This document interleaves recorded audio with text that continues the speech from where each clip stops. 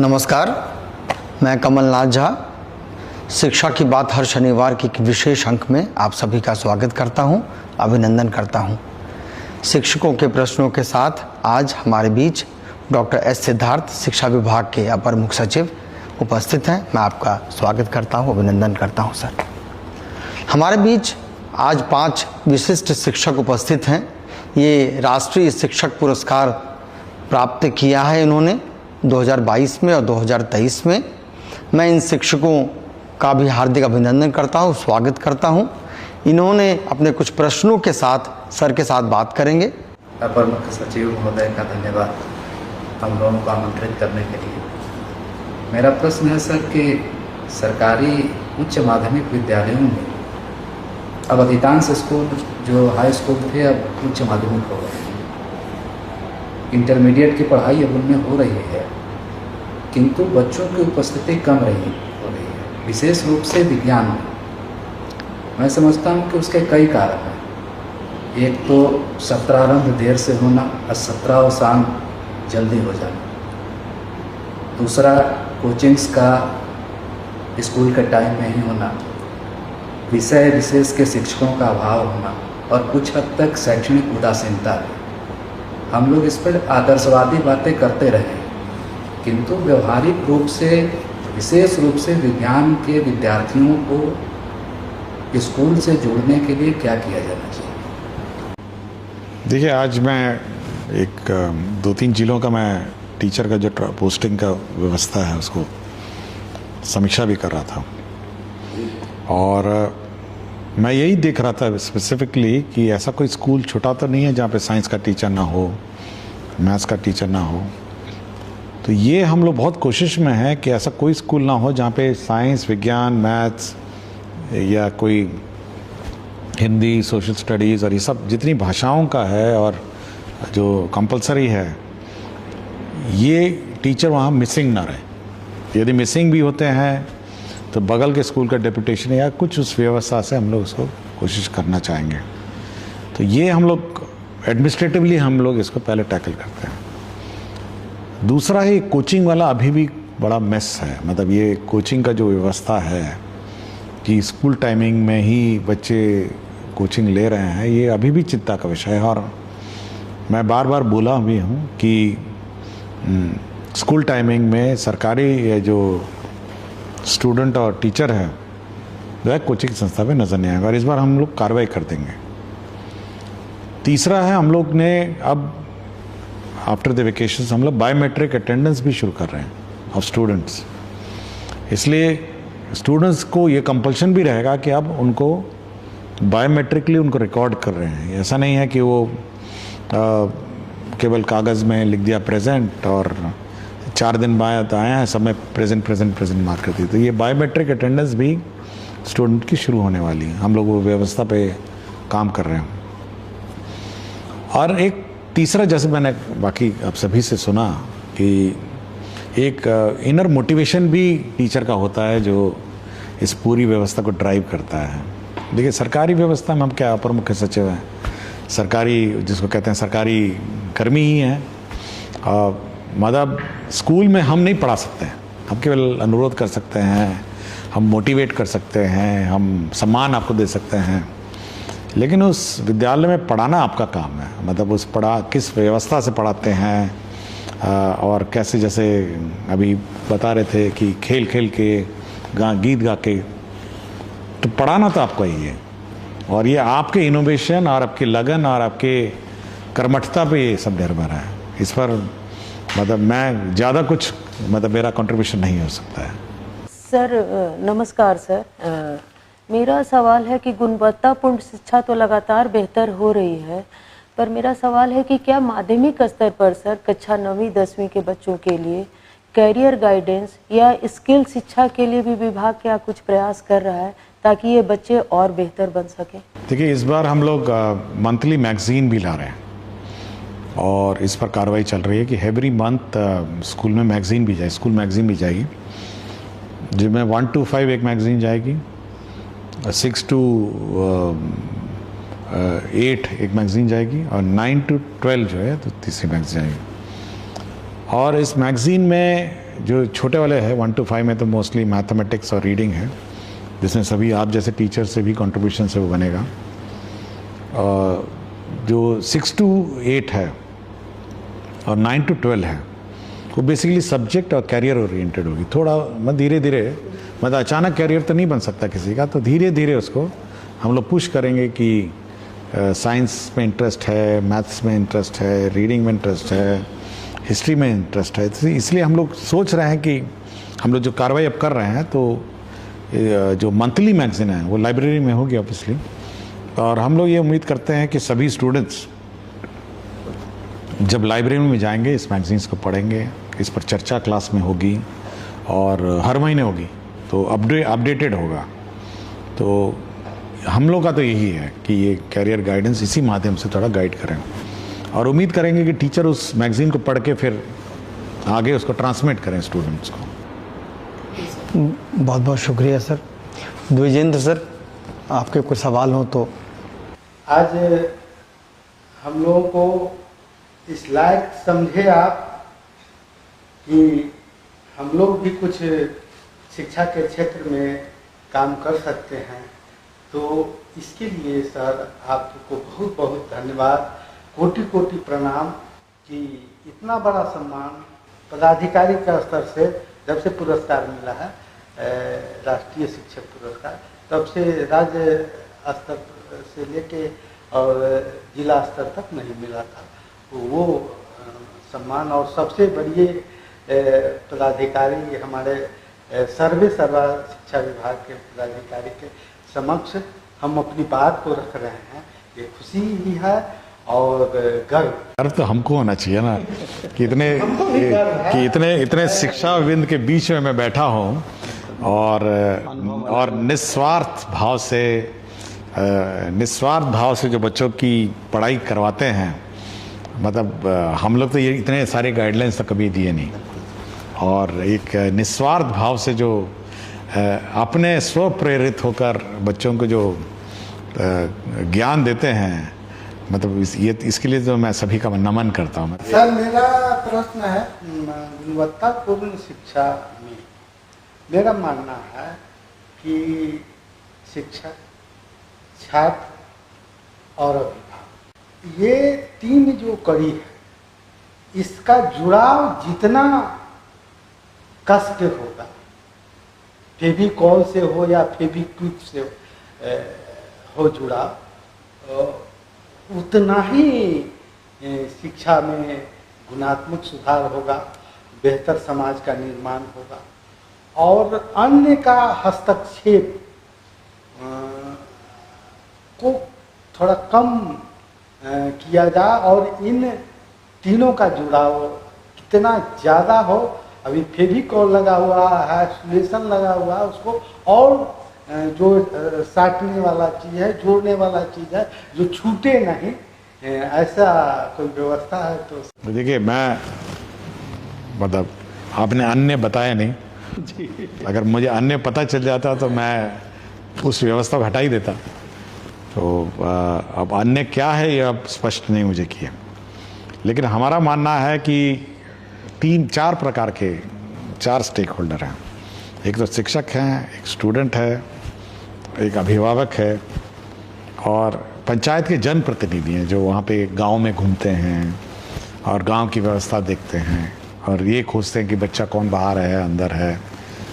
तो ये सारी व्यवस्था मिलकर ही बनेगी। मतलब हमारा अपना मानना है कि जब तक समाज शिक्षा को अपना परम स्थान, जो वो सबसे इम्पोर्टेंट स्थान नहीं देगा, तब तक वो नहीं होगा। मतलब ये बिल्कुल नहीं है। अगर समाज सोचता है कि ऐसे ही है, स्कूल है, सरकारी कर्मी है, तब तो नहीं होगा ही। तो सभी को ये मतलब सोचना पड़ेगा कि जो शिक्षा का जो एक तो शिक्षा है सबसे इम्पोर्टेंट मतलब स्थान है, वो समाज को सोचना पड़ेगा।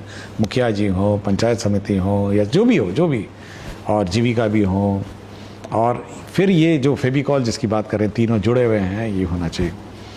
हमारी कोशिश है कि जो सरकारी व्यवस्था है, जो आपका BEO है और जो बाकी सरकारी कर्मी हैं, वो आपको परेशान न करें। यदि उसी को अपने अन्य बोला है तो बात अलग है, मेरा अपना है कि ना ही आपको उसके पास जाना पड़े और ना ही उसको आपके पास आना पड़े। मेरी ये है एक सबसे आइडियल व्यवस्था है, ना आप उसके पास जाएं ना वो आपके पास आए। आप स्वतः प्रेरित रहें, आपने रिकॉर्ड कीपिंग है, जो भी ऑनलाइन अपना कंप्यूटर है उसमें डालिए कि भाई इतना अटेंडेंस आया, इतना ये हुआ। आपकी छुट्टी चाहिए तो ऑनलाइन डाला कि ऑनलाइन अपना अप्रूवल हो। तो मेरी तो अपनी कोशिश है कि ये जो अन्य जिसको आप कह रहे हैं ना, उसको जितना दूर रखा जाए आपसे और जितना ऑनलाइन उसको करा जाए उतना मैं कोशिश कर रहा हूँ। मेरा अपना ये ऑब्जेक्टिव है। और समाज के 4 जो भाग हैं, समाज का पंचायत है और पंचायत प्रतिनिधि और सब हैं, सब लोग हैं, और शिक्षक और टीचर और स्टूडेंट है, ये सब मिल के यही मेरा अपना है। मैं इसी पे काम करता हूँ। नमस्ते सर। और सबसे पहले तो सर इस पहल के लिए आपको हृदय से आभार कि आपने हम सभी को यहाँ एकत्रित किया और आप हमारी बातों को सुन रहे हैं और उसका निवारण भी निकाल रहे हैं। तो नहीं, आप तो और कष्ट लेकर आई हैं। आप तो दिल्ली से आई हैं। तो मेरे कार्यक्रम में आप दिल्ली से छुट्टी के दौरान बेटी छोड़ के आप आई हैं, तो इसके लिए तो मुझे आपको आभार प्रकट करना चाहिए। ये आपका प्यार और सानिध्य है जिसके कारण आपने खबर किया और हम लोग ये अवसर चूकना नहीं चाहे। तो सर मेरा यही प्रश्न है कि जैसा कि हम लोग जानते हैं मेरा विषय अंग्रेजी है, तो पहला प्रश्न तो मैं उसी से करना चाहूँगी सर कि सरकारी विद्यालय में बच्चे अंग्रेजी सीखने और बोलने में बहुत ही संघर्ष का अनुभव करते हैं सर, क्योंकि ऑप्शनल सब्जेक्ट भी कहा जाता है इसको, और अंग्रेजी चूँकि विदेशी भाषा के रूप में है तो इससे थोड़ा डरते भी हैं सर। तो सर क्या मैंने अपने स्तर से तो इंग्लिश क्लब की स्थापना की है, लेकिन सर क्या सरकारी योजना में ऐसी कोई योजना है जैसे कि हम स्पोकन इंग्लिश क्लब या फिर लैंग्वेज लैब कहकर कुछ हम लोग स्थापित कर सके विद्यालय में? देखिए 1 to 5 तो टोटली मातृभाषा ओरिएंटेड है। उर्दू है तो उर्दू है, हिंदी है तो हिंदी है, तो वो बिल्कुल 1 to 5 तो हम लोग ने कॉम्प्रोमाइज़ नहीं किया। 6 से हम लोग इसको इंट्रोड्यूस करने की कोशिश में हैं। और जो मैगज़ीन की बात करते हैं इस बार जो हम लोग करेंगे, उसमें बहुत कुछ पन्ने अंग्रेज़ी के हैं, मतलब इंग्लिश स्टोरीज़ हैं, इंग्लिश ग्रामर है, इंग्लिश रीडिंग है। और धीरे धीरे उसको हम लोग, जैसे हम लोग भी मैगज़ीन पढ़ते थे बचपन में, तो कुछ हिंदी के पन्ने थे, कुछ इंग्लिश के पन्ने रहते थे। तो इस बार भी हम लोगों ने इंग्लिश के पन्ने डाले हैं और धीरे धीरे हम लोग चाहते हैं कि इनको उस ओर लेके जाएं कि धीरे धीरे ओरिएंट किए जाएं। और आपके 9th 10th 11th 12th के बुक्स बाइलिंगुअल लाइब्रेरी में होंगे, मतलब एक तरफ इंग्लिश होगा एक तरफ हिंदी होगा। तो जो भी हम लोग नहीं चाहते हैं कि सब बच्चे, जिस बच्चे को भी अंग्रेज़ी मीडियम में मतलब ओरिएंट करके आगे जाना है, कुछ लोग 10th के बाद अपना पॉलिटेक्निक करते हैं, ITI करते हैं, 12th के बाद अपना, तो जिसको भी इस स्ट्रीम में आगे जाना है तो वो एक तरफ इंग्लिश पढ़ सकता है और एक तरफ हिंदी पढ़ सकता है। सेम टेक्स्ट है, कन्वर्जन है। तो उससे क्या होगा कि बच्चा, बड़ी संख्या में किताबें, छोटी संख्या में नहीं है, हम लोग चाहते, हम लोग उसको बार बार रीप्रिंट करके, क्योंकि बहुत मोटी किताबें हैं, हम लोग चाहते हैं कि बच्चे इंग्लिश और हिंदी एक साथ पढ़ें और धीरे धीरे ये ट्रांजिशन होता रहे।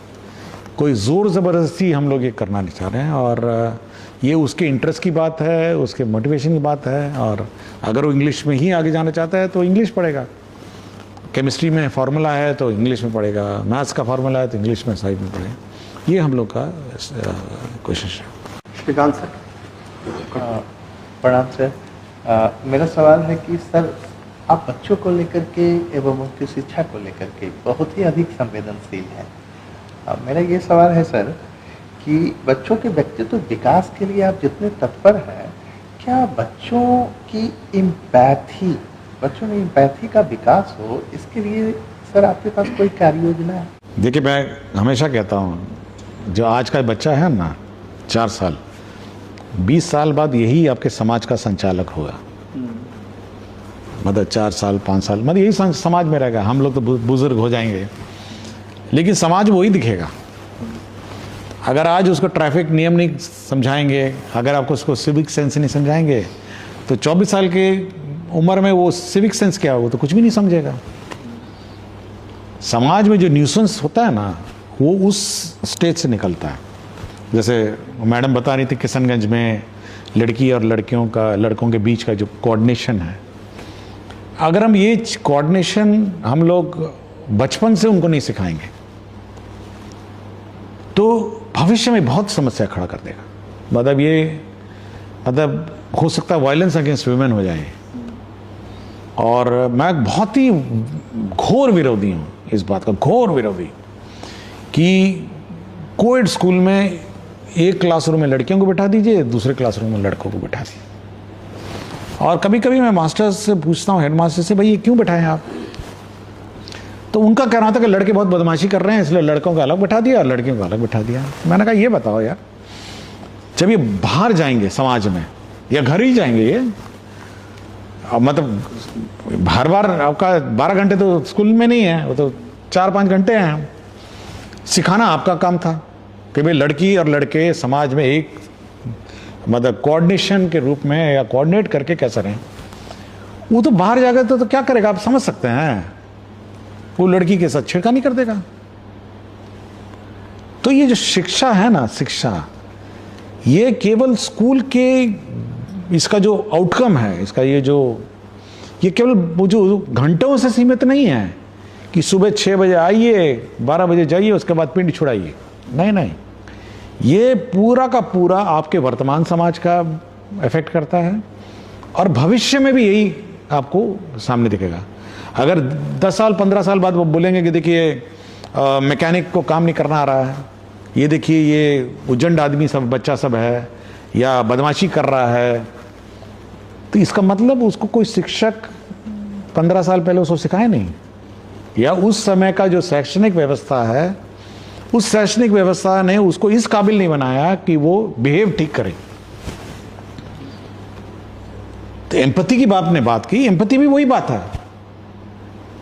तो हम इस 6 घंटे में ये बहुत उम्मीद करते हैं, हम तो कुछ ज़्यादा ही उम्मीद करते हैं कि इसी बीच आपको शैक्षणिक कार्य उसको समझाना है, उसको सिविक सेंस भी समझाना है, उसको डिसिप्लिन भी समझा। आप किताबें देखी होंगी, इस बार किताबें मैंने ही डिज़ाइन किया, कवर मैंने डिज़ाइन किया है, जो आगे और पीछे की कवर मैंने डिज़ाइन किया है। तो लोग पूछे क्यों, मैंने कहा उसको ट्रैफिक लाइट सिखाने के लिए उसमें ट्रैफिक लाइट लिखे हुए हैं, उसमें क्यू में खड़े हुई है ये लिखा है कि भाई आप कतार में खड़े होइए ये लिखा है, उसमें हॉर्न मत बजाइए ये लिखा है उसमें।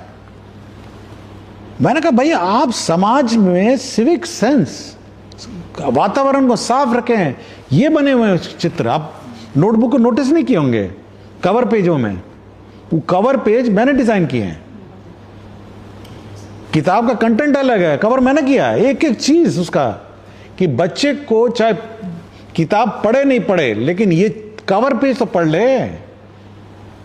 समाज में एक सभ्य सिविक सेंस वाला व्यक्ति कम से कम रहे।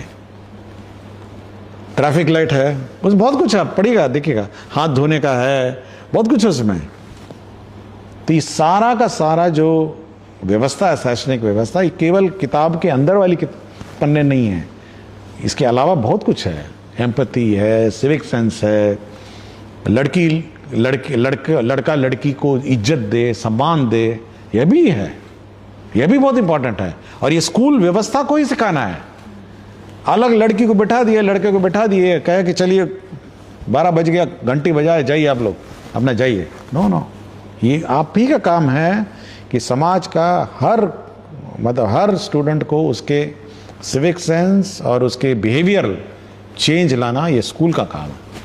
मैं व्यक्तिगत रूप से अपने शिक्षा विभाग और बिहार विद्यालय परीक्षा समिति के बीच सामंजस्य का अभाव देखता हूँ।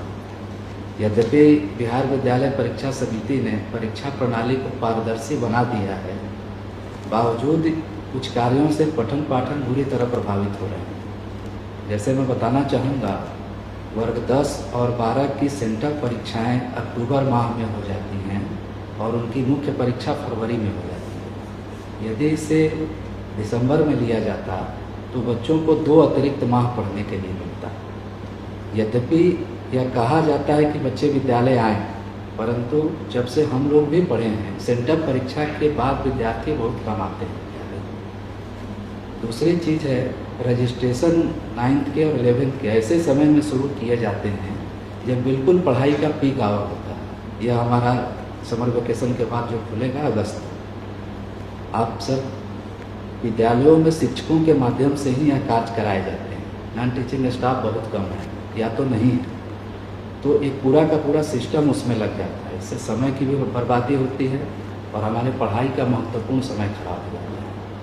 वर्ग 11 के नामांकन की जो प्रक्रिया है यह बहुत विलम्ब से शुरू होती है और इसमें बहुत सारे स्थानीय बच्चे जो हैं या उसी विद्यालय के बच्चे दूर दराज के क्षेत्रों में चले जा रहे हैं। तो इसमें भी सुधार किया जा सकता है। जो बच्चे जिस स्कूल से पढ़े हैं वह उसी स्कूल में रह जाएं और जिनको जाना हो वहाँ से उनके लिए ही नामांकन की प्रक्रिया शुरू की जाए, तो इसमें सुधार की जा सकती है। देखिए, इसमें हम लोगों ने पहला वाला तो लास्ट जो प्रश्न है उसको हम लोगों ने गाइडलाइन इशू किया था, आपने उसको देखा नहीं होगा, लेकिन हमने ये कहा कि जो बच्चा 10th पास कर गया वो उसी स्कूल में 11th करेगा और जिसको बाहर जाना है वो अपना जाए। ये ऑलरेडी एक स्टैंडर्ड गाइडलाइंस हैं और ये हम लोगों ने कहा कि कोई अलग से एडमिशन की प्रक्रिया नहीं स्टार्ट करें, आप सीधा उसको उसी स्कूल में 11th में पढ़ाइए और जिसको बाहर जाना है उसका टीसी दे दीजिए। तो ये हम लोगों ने पहला तो काम किया। दूसरा, ये मेरी जानकारी में नहीं था, ये जो आपने कहा टाइमिंग का और डेट्स का, मैं धन्यवाद देता हूँ कि आपने ये सब जानकारी दिया। तो हम लोग अब एग्जामिनेशन बोर्ड के साथ बैठेंगे और एक कॉमन कैलेंडर हम लोग इशू करेंगे, शिक्षा विभाग और बोर्ड एक साथ इशू करेगा। आपने कहा है कि बड़ी जल्दी सेंटअप परीक्षा होता है, तो इसको ऑब्वियसली हम लोग इसको आगे पीछे करेंगे अब, और रजिस्ट्रेशन की प्रक्रिया भी ऐसी करेंगे ताकि ज़्यादा मेहनत ना लगे और और ऐसे समय हो जहाँ मतलब एक प्रक्रिया को भी सरल करने की कोशिश करेंगे। तो ये हम लोग कोशिश करेंगे, लेकिन कैलेंडर हम लोग जॉइंटली इशू करेंगे, पहले तो ये है। और 11th को हम लोग ने तो कह दिया कि भाई आप से परीक्षा बोर्ड को कि आप सीधा उसी स्कूल में आप 11th 12th तक पढ़ाई करेगा और अन्य किसी को जाना है किसी कर दे। तो ये हम लोगों ने ऑलरेडी इशू कर दिया लास्ट में। व्यवहारिक नहीं है सर, अभी जो लिस्ट जारी हुए हैं उनमें से उस विद्यालय के बहुत सारे बच्चे बाहर चले गए। जैसे मेरे उन्होंने अप्लाई किया होगा, उन्होंने अप्लाई किया फर्स्ट ऑप्शन में डाला हुआ है। अच्छा, ये हम देख लेते हैं, हो सकता है कि उन्होंने वो मेरिट मैं इसको चेक करता हूँ, मैं आई जस्ट चेक। एक प्रश्न और था सर कि हमारे यहाँ 2400 बच्चियाँ हैं और 28 सेक्शन हैं। मैं कई स्तरों पर इसकी बात कर चुका हूँ और हमारे यहाँ मात्र 21 शिक्षक हैं। यदि गार्जियन गवर्नमेंट के तहत अभिभावकों के सहयोग से 14 शिक्षक न रखे जाते तो शायद विद्यालय की हमारी यह अच्छी व्यवस्था नहीं होती। और बहुत सारे विषयों में शिक्षकों का अभाव है। कुछ ऐसे विषय में शिक्षक विभाग के द्वारा भेज दिए गए हैं जिसकी पढ़ाई हमारे यहाँ नहीं होती। फिर पीएम श्री के तहत 6 से 8 तक अभी 300 बच्चियाँ नामांकित हैं, 400, जिनमें 7 और 8 की एक भी किताब विद्यालय को नहीं मिली है। पिछले मन की बात से शिक्षा की बात में भी मैंने क्वेश्चन भेजा हुआ था और इसको कई बार मैंने उठाया है। बच्चे बिना किताब के कैसे पढ़ेंगे, जबकि अब किताबें विभाग से ही उन्हें मिलती हैं, बाजार में नहीं मिल पाती। ठीक, किताब का तो हम लोगों ने जो हम लोग का पाइपलाइन है हम लोग BRC में देते हैं और रिक्विजिशन के आधार पे ये वहाँ पे उपलब्ध होता है। अब किस कारण से नहीं हुआ है ये मैं चेक करूँगा, ये आई चेक इट अप। और जहाँ तक जो असमंजसता मतलब इंटर स्कूल डिसबैलेंस है, तो हम लोगों ने एक अलग से एक जिला स्तर पर DM की अध्यक्षता में एक स्थापना समिति का गठन किया है और जहाँ पर PM श्री, विशेषकर जो PM श्री है या सेंटर फॉर एक्सीलेंस, बहुत सारे स्कूल्स हैं, आइडियल स्कूल्स हैं, तो वहाँ पे हम लोगों ने लोकल पावर वेस्ट किया हुआ है जिसमें DM अध्यक्ष हैं कि आप ऐसे जहाँ टीचर की कमी है वो आप वहाँ पे ट्रांसफ़र कर सकते हैं विद इन द डिस्ट्रिक्ट। हम लोग का है कि विद इन द डिस्ट्रिक्ट जिला स्थापना समिति करेगी और इंटर डिस्ट्रिक्ट हमारा डायरेक्टरेट करेगा। तो अभी तो सब ट्रांसफ़र में होंगे, तो जब आप स्कूल में जाएंगे तो जो स्कूल के टीचर्स और जो सब्जेक्ट्स के टीचर मिसिंग हैं तो जिला स्थापना समिति इसको कोऑर्डिनेट करके वापस अपने अपने जगह पे डालेंगे। और अगर आपको 14 टीचर्स चाहिए भी होंगे तो किसी स्कूल से आपको ट्रांसफ़र करके इसको पोस्ट कर देंगे। तो डिस्ट्रिक्ट स्थापना समिति जो DM की अध्यक्षता में है, जिसमें DDC मेंबर हैं और DEO उसके मेंबर सेक्रेटरी हैं, तो ये नॉर्मलाइजेशन व्यवस्था विद इन द डिस्ट्रिक्ट करेंगे। मेरा एक विज्ञान शिक्षिका हूँ तो विज्ञान से ही जुड़ा हुआ सवाल है सर विज्ञान में तो अभी बिहार में काफ़ी अच्छा बदलाव भी हुआ है सर, गतिविधि आधारित शिक्षण भी हो रहा है, बच्चे सीख भी रहे हैं। उसी में सर एक इंस्पायर अवार्ड मानक के अंतर्गत बच्चे अपने आइडिया भेजते हैं। तो सर बच्चों के आइडिया तो सिलेक्ट हो जाते हैं, पर उस आइडिया पे बेहतर प्रोटोटाइप बना पाए तो क्या सरकार बेहतर प्रोटोटाइप बच्चों के बनवाने के लिए क्या कुछ प्रयास मतलब विभाग के द्वारा किया जा रहा है सर? उसमें क्या चाहिए आपको, मतलब आपको कोई फंड्स चाहिए या क्या? मेरा जो खुद का सोच, मैं कई स्तर पे इस पे मतलब जब जहाँ मुझे बुलाया गया तो उस पर चर्चा हो गया। मैं सर जैसे मेरा खुद का सुझाव है कि जैसे बच्चों के जब प्रोटोटाइप आइडिया सेलेक्ट हो जाते हैं तो हर जिले में सर कहीं ना कहीं पॉलिटेक्निक और इंजीनियरिंग कॉलेज तो हैं सर। तो अगर एक जैसे विभाग से इस तरह का लेटर निकले कि उनके जिस जिले से बच्चे हैं जिनके आइडिया सिलेक्टेड हैं उस इंजीनियरिंग कॉलेज से उनके आइडिया के लिए संवर्धन हो जाए कि ये कैसे उस पर प्रोजेक्ट बना सकते हैं, प्रोटोटाइप बना सकते हैं, तो बच्चे बेहतर प्रोटोटाइप बनाएंगे सर। आपका आइडिया मैंने स्वीकार किया और मैं सभी को चिट्ठी भी लिखूंगा और जो भी इंस्पायर जो चाइल्ड हैं उस प्रोटोटाइप डेवलपमेंट के लिए पैसा भी अलग से रिएलोकेट कर 10,000 रुपया हाँ देती है, ठीक है, उसी से। हाँ, आइडिया बनाने के लिए ही देती है। एक चीज़ और कहना था कि सर आइडिया भी जैसे बहुत बार मैं देखती हूँ बहुत सारे शिक्षक इस बीच कॉल भी करते हैं, जब अभी 15 से सर ओपन हो गया है आइडिया भेजने के लिए, तो बहुत बार शिक्षक भेज देते हैं जैसे जो TLM बनाते हैं बस वही लिख करके भेज देते हैं। तो अगर प्रखंड स्तर तक, स्टेट से होते हुए प्रखंड स्तर तक, जैसे प्रखंड पे भी कोई ना कोई तो टीचर विज्ञान में अच्छा होगा, कोई राजकीय स्तर पे अच्छा है, कोई राष्ट्रीय स्तर पे अच्छा है, इवन PBL के थ्रू सर भी बहुत सारे प्रखंड लेवल पे अच्छे टीचर हैं। तो शिक्षकों के आइडिया संवर्धन के लिए ब्लॉक लेवल पे भी जैसे इस तरह का एक शिक्षकों के लिए आइडिया संवर्धन के लिए किया जाए ताकि वो उन बच्चों से आइडिया भी अच्छे आए ताकि बिहार आगे बढ़े। और टॉप 60 में बच्चे जो नहीं आ पाते हैं सर, तो आपके प्रयास से ये 2 कार्य अगर होगा तो प्रोटोटाइप भी बेहतर बनेंगे और आइडिया भी बेहतर आएंगे सर। आपका शुक्रिया कि आपने बच्चों को NCERT दे करके उसको कॉम्पिटिटिव बनाया। नहीं, हमारा ये है कि जो हमारे बच्चे हैं वो वही किताब पढ़े जो पूरे देश में सब पढ़ते हैं। और ये भेदभाव नहीं होना चाहिए कि वो लेवल यहाँ पे हैं हमारी किताबें। तो हमारा ये था कि मतलब एक मतलब स्तर जो है बच्चे का, शैक्षणिक स्तर पूरे देश में एक होना चाहिए और हमारे बच्चे किसी भी लेवल से कम नहीं होने चाहिए, इसीलिए NCERT की किताब है। उसमें हमारे बिहार के सरकारी विद्यालय के बच्चों को एक समस्या है कि बिहार के बगल में मतलब बंगाल किधर है या फिर कर्नाटका किधर है या पाकिस्तान किधर है उनको नहीं पता, क्योंकि उनके पास मानचित्र या एटलस नहीं है। तो सर अगर उन बच्चों को आपने इतनी किताबें दी, इस बार लाइब्रेरी में आपकी एटलस है और डिक्शनरी है और आपको कंपलसरी लेना है एटलस रीडिंग क्लास। वो मैं इसलिए सर्कुलर ने इशू किया कि अभी पहुंच ही रही होंगी वो, तो आपको एटलस रीडिंग क्लास भी लेनी है, मतलब as part of the regular curriculum, कि वो एटलस सबके पास रहेगी, सब बच्चे एटलस देखेंगे और फिर मानचित्र को आपको पढ़वाना है पूरा, और पूरा मानचित्र प्रैक्टिस